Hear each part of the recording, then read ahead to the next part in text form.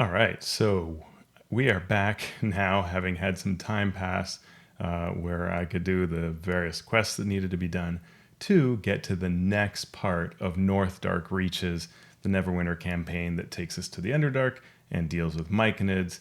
And so let's get right to it.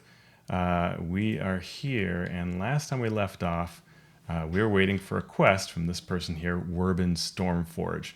And what's interesting about this is we've kind of done everything we needed to do. Like, we have apparently canceled the threat of the evil Drow, who were trying to do something based off of the corrupt spores that are part of this larger organism, almost god, that lives basically an enormous kind of mushroom sporing thing. And so we were able to stop that. But turns out that Bruenor Battlehammer, the famous dwarf who's in Mithril Hall, says to us, "Hey, I've got something for you. I'm sending a guy to help you." And we come and talk to Whurbin Stormforge, and we can see there's this little like forge and bellows system here. And this kind of is neat in that it's a bit of a call out lore-wise to something that happens in the novel series with Drisdord and the Companions in the original, Icewind Dale trilogy, where Bruenor creates a weapon, a warhammer, for his kind of charge that he has, the barbarian Wolfgar. So it's a little bit like that. It's kind of neat, calls back to that. So let's see what we can do here. It'll not surprise you. It's going to be a number of quests where we do everything that's needed for this weapon. Let's check it out. Yeah, we get the typical dwarf voice, and we can talk to ask to this Whurbin Stormforge some questions. We can say, are you related to this person we met before? Gurnis is me daughter, ran off to kill dragons. We meet her in the Dragon Slayer campaign. So that's kind of cool. And then it's nice that they tie it in with other dwarves we've met elsewhere. What makes your weapon special? Did I click the wrong thing? What makes your weapon special? 3. I seize the moment with a hammer in me hands. I'm always looking for new materials and ways to strengthen them, get inspiration, and I'm a master smith. And pretty much been Whurbin. Okay, working the forge his whole life. So there we go. So now we take the quest, and we have to collect things: enchanted sulfur, blushcap mushroom, and water from the lake. That's what he's going to need to make a magic weapon. So cool. It goes back to even old Dungeons & Dragons editions, but also the current one, that say that, one of the things you can do is let your characters have cool magic items, but they have to forge it. And to do it, they need kind of special magical ingredients, and you get to decide what they are, and it can take them on all sorts of quests to get them. So now we've got this some assembly required quest, and we need to get enchanted sulfur from the Drow, pick a mushroom, and gather water from the Lake of the Carrion King. So we're going to head off towards the Lake of the Carrion King. That's kind of the easiest to do right off the bat. We're going to run past mobs. You've seen me fight all the mobs in the past. We don't need to revisit that. So we'll just run through the pretty, stop and admire. Ooh, how pretty it is. But we're not going to fight these guys. We're just going to go to get our water from the Lake of the Carrion King. It's the same spot we visited before, which I think is very funny. It's like it's the only spot to get water or something like that. But here we go. So we've got our water from the lake. That was easy. And now we got to go get some enchanted sulfur from the Drow. I can't not stop and attack the fungal maw. That gives us some little extra currency we'll need later. On we go on our voyage, running past every corrupted Myconid we find. I think we were assured that we'd won the battle against the corruption, but that it'll take some time, right? So that explains why we still get to fight a bunch of stuff. So we can take down Drow kind of anywhere in this area, and as we take down the Drow, some of them may drop this ingredient that we need, this sulfur. None of those did, so that's how that goes. But we might as well head in this particular direction because there is actually a spot here, more Drow, that has the mushroom we need. So we'll go look for that. And you see that little weird looking thing there? That is my first enchanted sulfur. Why are the drow running around with enchanted sulfur? No idea, but they are. So we'll keep going through here. Look, more drow. Da, da, da. Usually, as usual, using my ranger. Hey, there's a second one. We can, you know, still do some quests because we might need that kind of quest progression at times. So it's good to do that. And up here, you know, there's a little blue kind of quest mark that says we should come here. And that's because this is where the enchanted mushroom is. We never noticed it before on our trips, but now we see it, and we're going to make the most of it. All right, so we take down these drow. And here is the pick the blue cap mushroom. So we have done that. And, you know, honestly, like, it's a little silly to kind of like go and to the same places you've been before, but not completely. Like, you know, if I'm honest, I think that it's perfectly fine to sometimes like have this kind of happen where you're like, hey, go back to that area that we're in. There's actually, like, you know, cool mushrooms there, and someone tells you that, and you go and pick them up. You know, that's fine. So we've got everything we needed, the sulfur, all the other stuff. While I'm at it, I'm just gonna place a trap for another quest. Always make progress when you can, and continue on back to Whurbin Stormforge. All right, here is Whurbin. We talked to him. Got everything I asked for. Hey, but I did. Show on the road. Okay. Give me that blushcap. Oh yeah, Blushcap. Just as delicious as I remember. Not too toxic. So, you know, he tells us that I like this. It's kind of funny. It's the kind of thing I like doing in my own home campaign. You know, we give him the mushroom and he just likes eating it, right? It's like, if you eat small amounts, it's not too toxic, right? So it's like he just wanted a snack.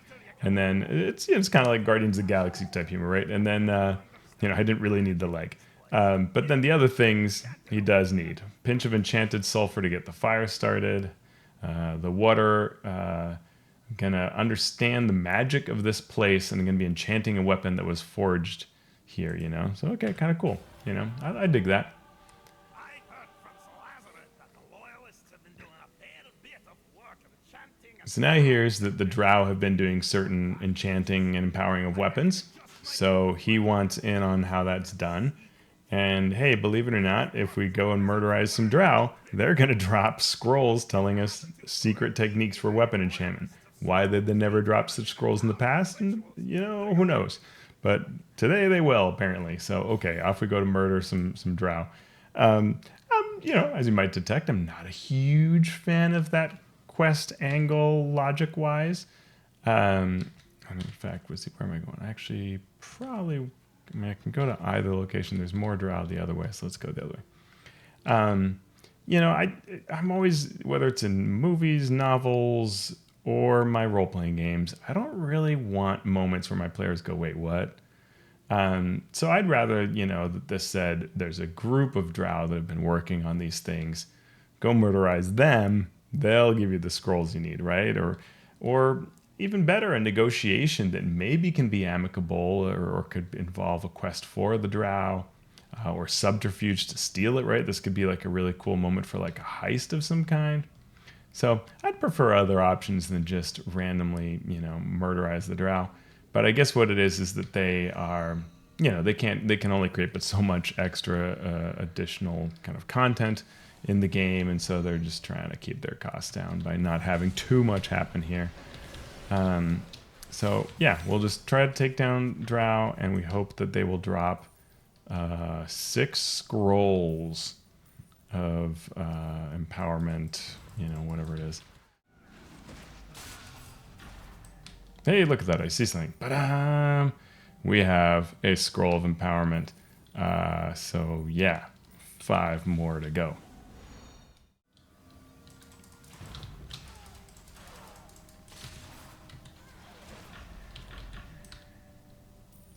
Hey, look at that. I have my 6th scroll. In fact, I even got a 7th that I don't need.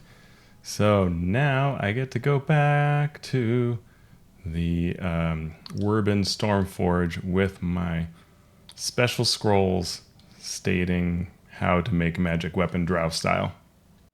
All right, so here we go. We can talk to Whurbin. Oh, I didn't even listen. I guess I should have talked to him, but I guess he was surprised by that. I just kind of clicked through. All right.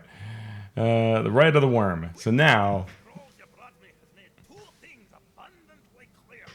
First, the loyalists are a wee bit violent. I do like this guy's text. The loyalists were a wee bit violent.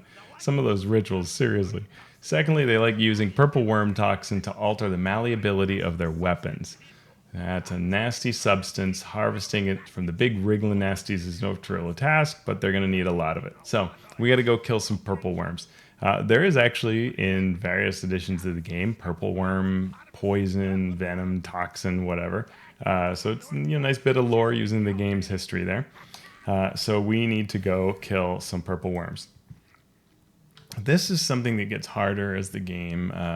Most people are now in a different zone, kind of doing things, because I need to find an event that takes place here with purple worms. And there's only one instance now. There are only 11 players and no purple worm is up. So I'm going to have to wait for the purple worm event to come up and then take that on. So just very quickly, here's me finishing off the purple worms. Working with a group. This is one of those things I had just to wait till there was a group doing this content and jump in, and so no camera, just really cool. Two huge purple worms that are corrupted. You can see that corruption coming off of them. The spores, really neat, and they're pretty rough. You've got to have a pretty decent sized party or a number of people that are in the zone that are available to take them on. It does this awesome job of flinging you across the cavern, sometimes into the water. You can get killed from just being flung that way. So it's really neat, and there are two of them, so you've got to get everybody to coordinate. It's not very hard, but everybody, okay, we're attacking the one on the left. Great, everybody go after it. If you stand far enough away, then you don't get flung, but it was kind of fun to get flung. And if you do this twice, which this was my second time, twice attacking both, doesn't quite make sense, but you have to, so kind of 4 worms worth. All right, so here's the turn in to Whurbin Stormforge. He congratulates us, that we were able to do this and survive. And he says that this nasty stuff we've got, we can now process. And so we go through the campaign window to turn this in, kind of activate this part of this campaign window. And we will get this purple worm toxin sac. And in the next quest, he says that he's been going through the scrolls while we're off doing this, and he has figured out how to use this combined with some spores, and that'll be the next part of our quest to find these corrupted fungal spores. All right, so here we are continuing our saga. We're trying to get the weapons. We got the, the venom. We've got our purple worm toxin sac. And now we need to find Myconid Spores. We've kind of done this before, so it's sort of funny that you think, like, guys, could you just keep a lab with all your spores? Because why are we endlessly trying to find spores? And now I'm seeing that, like, apparently someone has killed all the Myconids that I could be taking down. Where are Myconids? I find no Myconids. Are you killing all the Myconids? You must be. There is that heroic encounter, but I'd rather just kill some everyday Myconids. Hey, there's some Myconids. So, what we're going to do is take down lots and lots of Myconids, and as we take them down, sometimes they will drop a spore. And I need 6 of them. So I see a little gold thing here. Hey, look at that. 2 spores. So we have to do that 3 more times for complete and utter excitement so that our weapons master can do something or other. And, this is a good example of where, this is a video game, so we're trying to make it work within a video game context. But in a campaign, right, as a dungeon master, if we were to come up with these concepts, we wouldn't want to say, go kill the same old things you've always been killing. We'd want to come up with some exciting creature that lives in the Underdark.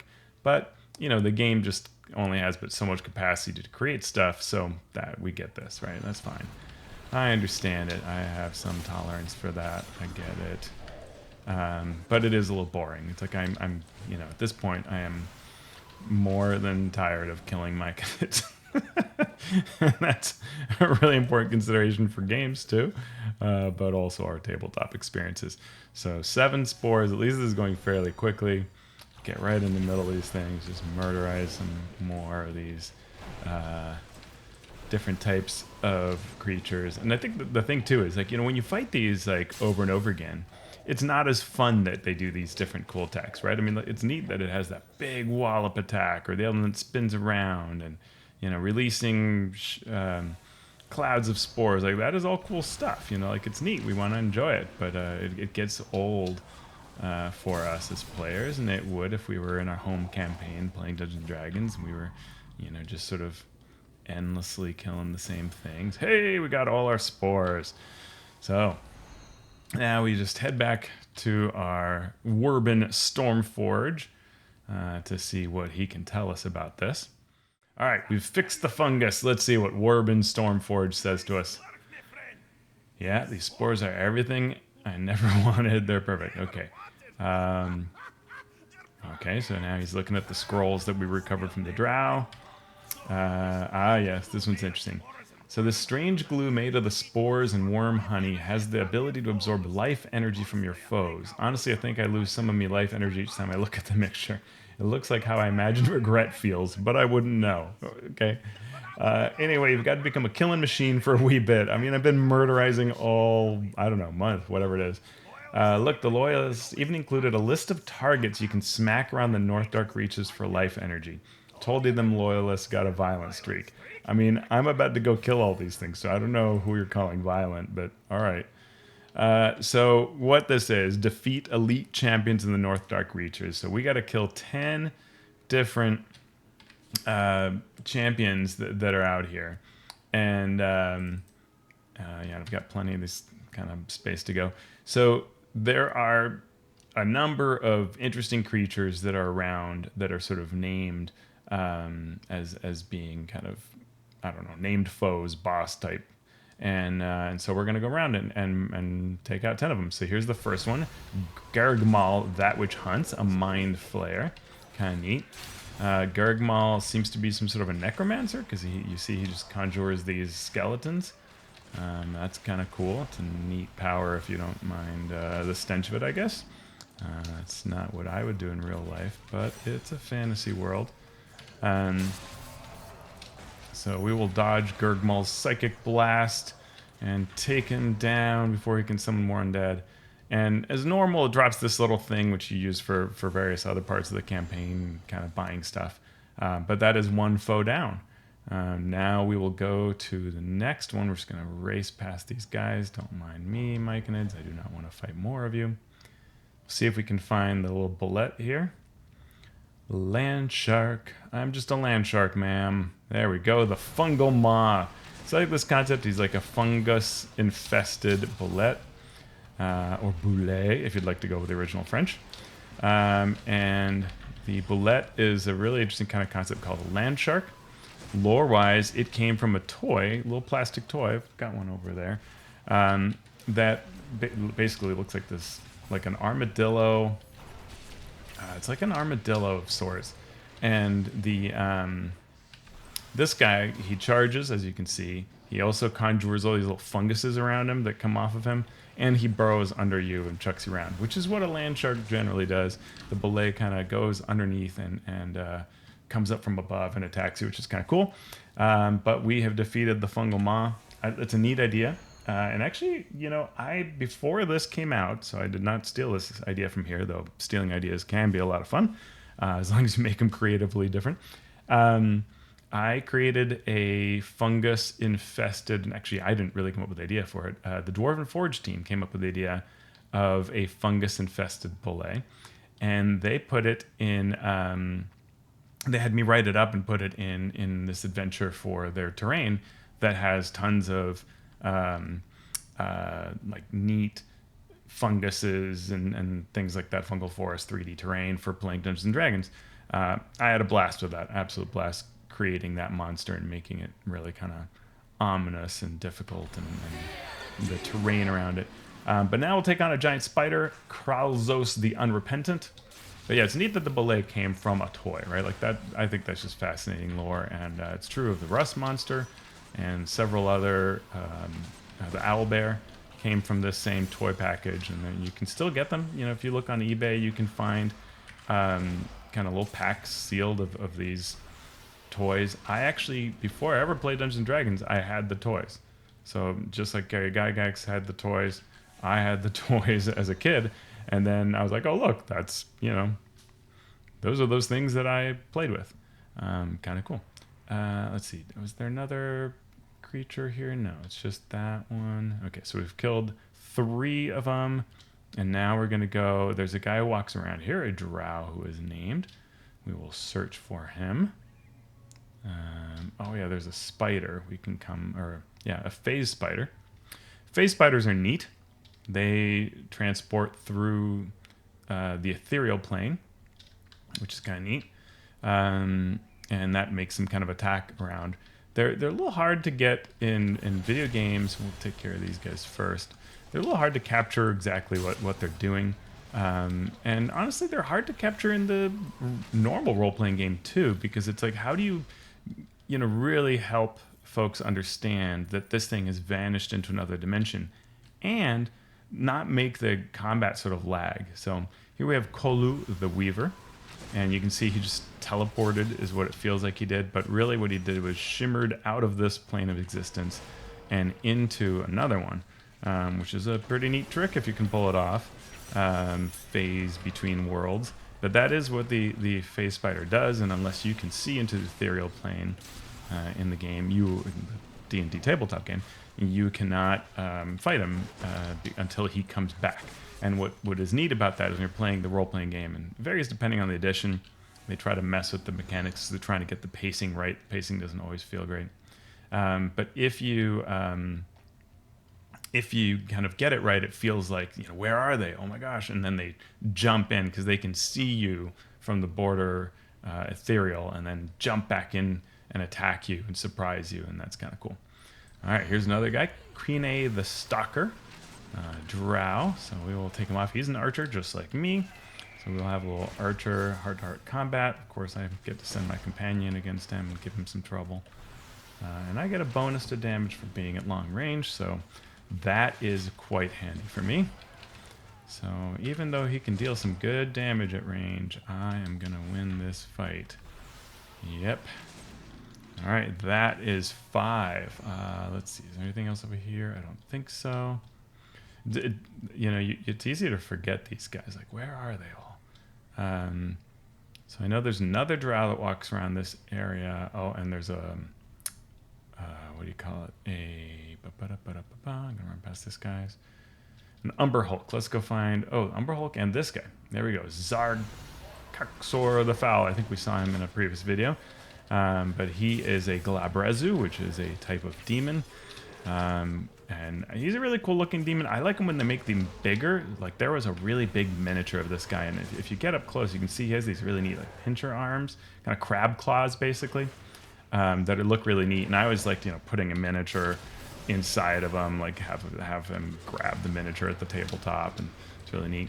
And demons in the original version of the game were particularly dangerous because they could often summon other demons, and so you had this thing where you're like, oh, I'm fighting a demon. Oh no, I'm fighting 5, and then those 5 might try summoning, but they only had a % chance. And so what was fun as a DM is to roll to see whether this thing really did show up or not.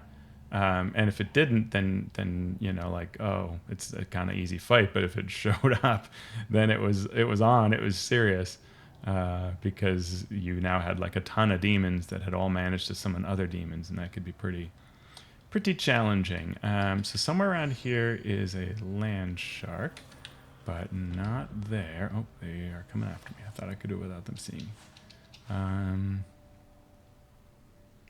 Or not a land shark, a Umber Hulk. There's the Umber Hulk I'm looking for. The Drow might come after me, or they might forget about me. So speaking of burrowing underground, that is what Umber Hulks can also do. They tend to be less lore-wise that they burrow under you, and more that they kind of come out of walls to surprise you and then sort of attack you.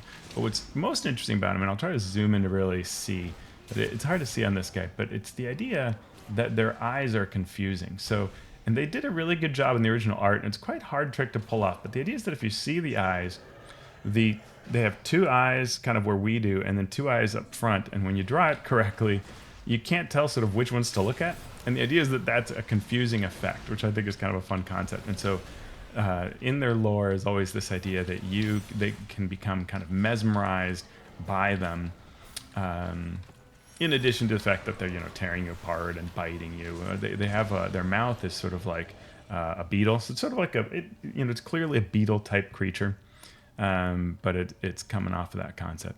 So we have killed 7, and now I'm trying to remember who else I'm missing in this area. Oh yeah, there's the Drow that's somewhere walking around. So let's go look for him. Who else am I forgetting? Oh, there's a couple of Drow. There's a Drow that walks around. Just check, see if they're around here. Nope, not around that corner. And there's a Drow that is up here. There we go. Shinura, Priestess of Webs. Cool name. Mike Shea, who writes tabletop content, was recently talking about how you should give your bosses titles, like creatures in Dungeons & Dragons that you are that you want the party to kind of take seriously. Well, give them a title because it shows that they have a reputation, right? It's kind of like they're known for a thing, right? So Priestess of Webs kind of becomes, a cool title. And it's nice because when you're talking about them through non-player characters, you can say like, oh yeah, you've got to face off against Shinura, but you could also say, beware the Priestess of Webs, and it sounds, totally cool. So it's a very nice tip. I think I've kind of done that in the past, but not really thinking about it. And now I'm going to think about it more carefully as I do this in the future. So there went Shinura. We're at 8. We need to find the Drow that walks around this area, but he goes on a big walking loop, and of course it's always possible someone took him out and murdered him before we murdered him. Who am I forgetting? I'm sure I've probably even in previous video already fought all 10 of these, but and I think there are, if I recall correctly, there's something like 11. Like there's more than. Hey, there he is. Zorlog the Frenzy. Okay, Zorlog, let's take you down. Zorlog is a sword master, and the frenzy comes from, you'll see he does this sort of frenzied attack. Someone's going to help me take down Zorlog, so we're not going to see his attack. Oh, there, you kind of saw a little tiny bit of it. Thank you, buddy. Appreciate it. All right, so we have 9, and we need 1 more. I know what we can do that's different. We've got another guy. We've got 2 more down here. Okay, so yeah, it is 11. So that guy, of course, that we saw before. But we also have 2 others. I'm getting lost here in this area.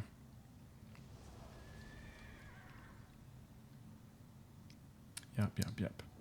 So we go down, not to the shoreline, to the other shoreline. And here we have 2 other bosses. One who's been killed here. Oh, are they both dead? Looks like they both are. So there's 2 that are in this area. And I'm going to have to camp out. All right, so here we go. One of these has come back. This is Pibmemup. Pibemup? Pibemup. Pibemup? I don't know. So he does another of these sort of slams. He's sort of a corrupted priest type. He'll rush through the other side. He will do a big slam down. And, this is kind of fun. Like, these 10 guys that were taken down, they have some pretty neat ideas, right? This sort of spinning attack. It kind of does a collection of all the various sort of greatest hits of all the various Myconid powers. Zones of damaging spore stuff, this kind of rush. And now I think we've seen his full repertoire. But it's neat, sometimes in video games like that, you can think, like, what are all the bosses doing? And those can be kind of neat. Oops. I did not dodge that. What are the neat monster power things that they do?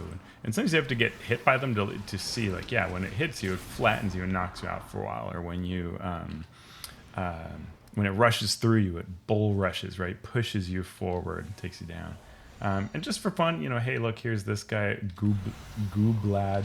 Might as well take out Gooblad, even though we're already 1 above the number we want to take out. Why not complete them all, make sure we've gotten them all. Gooblad.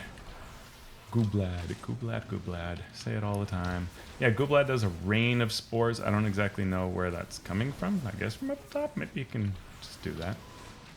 What else does he hurls them at you? Kind of explosive, and you know, look at that. It does a bunch of damage just if you're anywhere where it's impacting you. That's no good. No es bueno. No.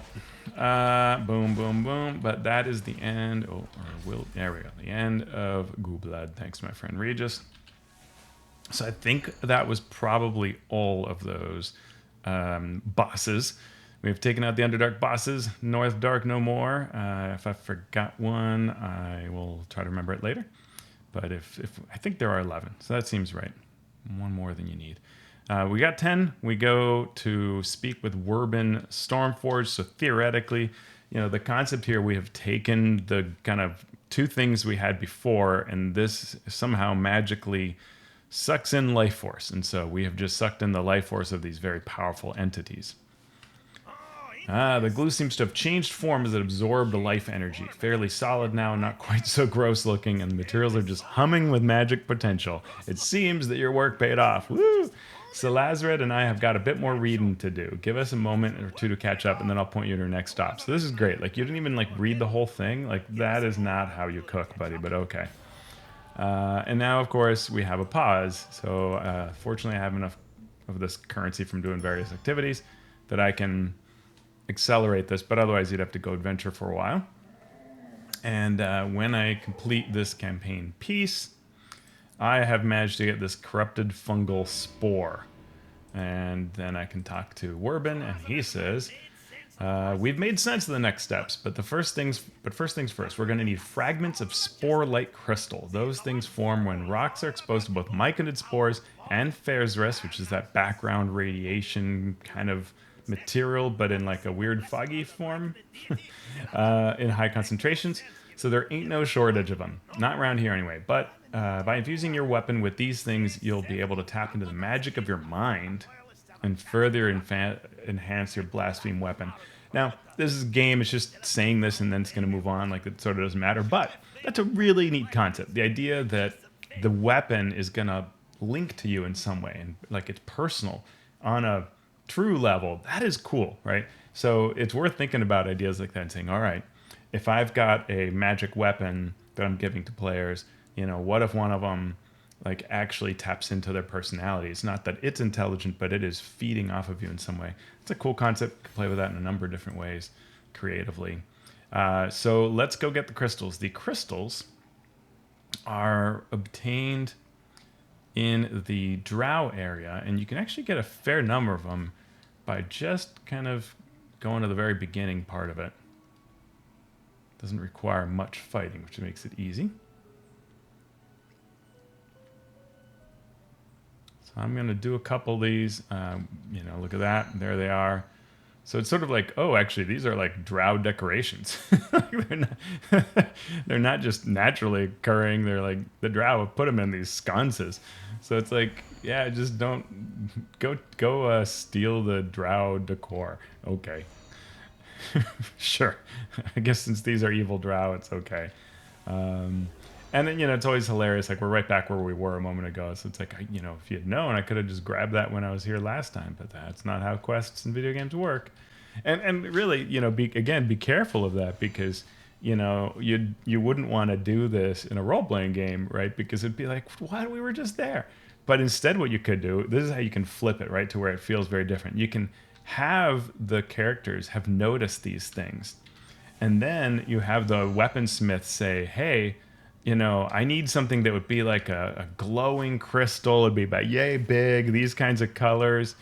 And then what, you know, they'd go, oh, I know where those are. They're over there. And you're like, cool, could you go get them? And now they'll feel totally fine going to get them, because it feels like their idea, right? Like they were totally super smart in picking up on this. And it'll feel super, you know, yeah, like they totally came up with it. It was their thing, not you sending them back to do the thing, even though, you know, turned another way, that is what's happening. You're sending them back to do this thing.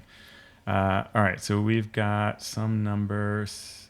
Oh, yeah, 7 out of 12. So we need 5 more. And that's how this goes. You run around, you find all these little spots with the little crystals. There's another one. All right, so we're coming back. We're talking to Whurbin. Quite the haul of Sporelight crystals you got there. Sporelight, sure. They look rather plain, don't they? No, actually, they looked pretty magical and cool. I mean, first of all, it's a crystal that's like larger than my head. That's already amazing. They've got some power in them. I'll arrange them according to the diagram, and there we are, all set up for focusing your mind. Cool. Now, absorb essence from memories of story instances. The Sporelight crystals are primed and ready. Can only absorb the essence of your memories for so long, so let's strike while the iron is hot. Close your eyes and concentrate on the memories of your recent victories over the Loyalists. Quickly, while they're still fresh. We'll watch the ritual from here. So what this kind of does that's really sort of funny, so the idea is that we're imagining all the heroic things we've done, and those get infused into the weapon. To do that, we actually have to go back and do the two weekly quests and one other one. So things that we did previously in these video series, we go to the tower and we fight the demon at the top, and all these are get to the end of it. So get to the end where you fight the demon atop the Gabsul Nasad Tower. We go fight in Nert Elimshan, which was that cavern where at the end there's the big Dryader, Levira Vindry. So we attack her. And then we go to Mycelal Depths and Mizrim, who's at the end, who's another Dryader, where there were all those spores that kind of ended the campaign officially, the storyline part of it. So we have to do all three of those things again, because in each of them it'll say like, ta-da, you absorb the essence.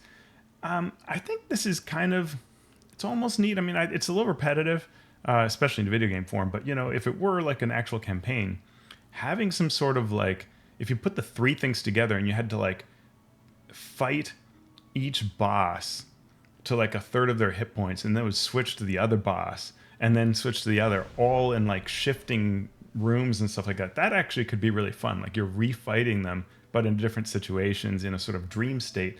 That could be really neat. I'm not going to record this next part. I will do all three of these things and then we'll resume the video here. Okay, so here we are. We have this final battle.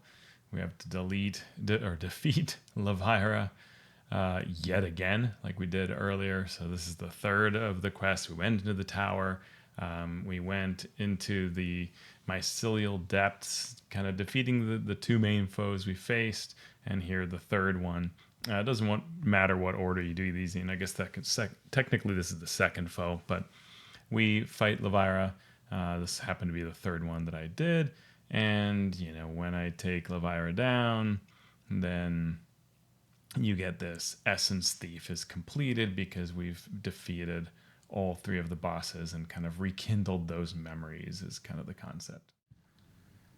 All right, we are back here with our Drow who is going to, in Northdark, amongst all these awesome mushrooms, try to do another step of Whurbin Stormforge's quest around working on my weapons. So last time I got Sporelight crystals and then made the weapon glow, and they're saying, oh, I'm reaching the end of the journey. You're going to have an amazing weapon. Just keep going. And so now I complete this Essence Thief step where we took the crystals, we took the essence of all these powerful creatures that we took out. And we're pretty much following the Dungeon Master's Guide downtime piece to get all the components we need for building a magic item. It's like we're doing a downtime task in the Dungeon Master's Guide. Absolutely. Favor of the fungi. Rescue Myconids. So we made sense of the last two steps, but I have to warn you, you're going to have to make a small adjustment. The last scroll is about invoking the power of Lolth, queen of the spiders, of the Drow. And that's just something we don't want to be doing. Instead, you're going to seek the blessing of the Myconid deity, Psilofyr. Okay, so nice mention there. Makes the most sense given the materials we're working with, right? So save several Rumpadumps kin before they get corrupted. And somehow, because of the power in the lake, we're sure that this god Psilofyr is already watching us. And okay, sure. There are several steps that have made absolutely no sense, but here's another. So let's go free some Myconids. Because they are going to, I guess, be thankful, and this means we'll receive the blessings of their deity, which is absolutely wild because, I mean, we have done all kinds of stuff. If we don't have the blessing of Psilofyr, I don't know that anybody's been paying attention. So what we do here is we're going to look and free these little captured Myconids that were never here before, but they're there now. And yeah, whenever we basically find them, we're going to free them. And one thing that's sort of funny is that they can kind of return periodically. So you free them and then you can free them again if you do it fast enough. But sometimes they take a little while to reload. Let me see if this guy's... Yep, there. This one's back. So here we go. Free that one. You can kind of go between them. You don't even have to necessarily fight. If someone else has fought the mobs, you can take them out. So, you know, lore-wise, it's really quite wild. I would want a little more story kind of flavor here to really make sense that I'm truly doing something to bring the favor of their god. But, you know, it is what it is. But yeah, so we will, you know, fight mobs, free Myconids. We've got 3 of them so far. We're getting there. Yes. All right. We have saved 8 Myconids. Favor of the fungi. So, Psilofyr the god was apparently watching us, blessed us, or something like that, and that is somehow woven in the magic item. Seems really, really weak story-wise, but I guess I've seen weirder things in D&D games. Maybe. Not entirely sure of that. Okay, I have. I've seen some pretty bizarre things in Dungeons and Dragons, but this is a weak one, and fine, it is what it is. So we're gonna tell Whurbin what we did. Uncorrupted Myconids just made their way through here. A great number. I think it was 8. If I were Psilofyr, I'd be impressed with your efforts. I suppose I might even smile. If a giant fungus can do such a thing, eh? Anyway, job well done. I believe we're ready for the final step. Cool. And so this one is kind of fun. It's another of these that was really easy to do back before, but now that not that many people are in this zone, it's much harder. Defeat the Shadow Dragon and temper the weapon. So we're going to kill the Shadow Dragon, and then we're going to bathe our weapon in the blood of the Shadow Dragon, and then offer the blood to the deity we're trying to reach. Since we're seeking Psilofyr, we're going to dip our blade in the lake of the Carrion King. Okay. This seems like a lot of like just random things someone came up with. But so what that means is we're going to go over to the Shadow Dragon area, which, oops, that is not the screen I want. There we go. So there's the Shadow Dragon. But we can't defeat the Shadow Dragon on our own. So we need to find a bunch of people willing to kill the Shadow Dragon with us. Okay, so here we go. Shadow Dragon defeated. I managed to get a group of stalwart heroes together, and we took down this here dragon. And, you know, it's a BHE, so we get a little minor rewards, but we also get to apparently bathe our weapon in there, and then we can go over to this area, and we can quench our weapon in the lake of the Carrion King. Dun, dun, dun. Yeah, we did it. It was not easy. There were a lot of deaths and so on. And yeah, but we did it. And I got to thank my friend. And now we can, well, I guess, let's see, are they all taking out the other BHE? I've got to help take out the mushroom if I can. Because why not?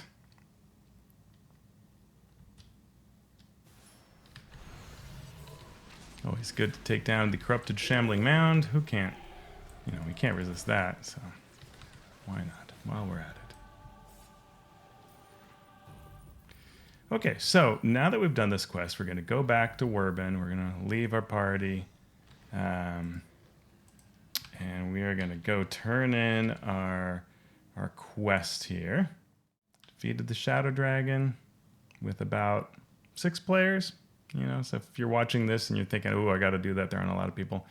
Get 5 other players and you can pull it off, even if it's a little painful. All right, so we got that. The ritual worked. We've turned this thing into a masterpiece, a Stormforge weapon. Let me hammer my name into it. Sure, gotta sign it. And then we've got it. A weapon with Psilofyr's blessing, worthy of the hero of Neverwinter. It's so beautiful, I almost don't want to let it go. Enjoy it, may it serve you well. And so here we have now finished this part of the quest. And if we come over to our campaign, we see we've got our tempered shadows. We click the little process thing, and ta-da, not only have we finished the campaign in terms of the storyline like we saw in the last video, but we have also managed to do this extra quest of getting these powerful weapons that are, you know, better than what at this point in the game you probably have, and the previous ones that this campaign gave you. And that's it. You add them to your collection. You have these new weapons, which you can now equip, which is pretty cool. So I can equip those, and now I've got, you know, better gear than before. And, you know, more importantly, it's the idea that, you know, you've got these neat weapons that you went through this cool quest to get. So I think that's a really neat part, the idea of this. And what's nice about this game is you just did effort to get the weapons, right? So that's kind of cool. You didn't have to spend currency or stuff like that. You just kind of earn them through this quest line. So I kind of really enjoyed this. And that completes the, you know, I got one more quest here. I'll just turn in because why not say hi to Rumpedump again. But that completes this zone. We explored all 3 of the areas. We did all kinds of, you know, going into special dungeons and adventuring amongst the towering mushrooms and dealing with myconids.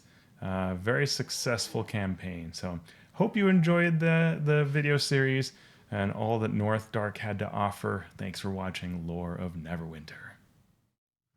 If you like the work that I do, please consider going to the Drive-Thru RPG site to pick up the 2 products that you see here, or to the DM's Guild to find my work that is available there.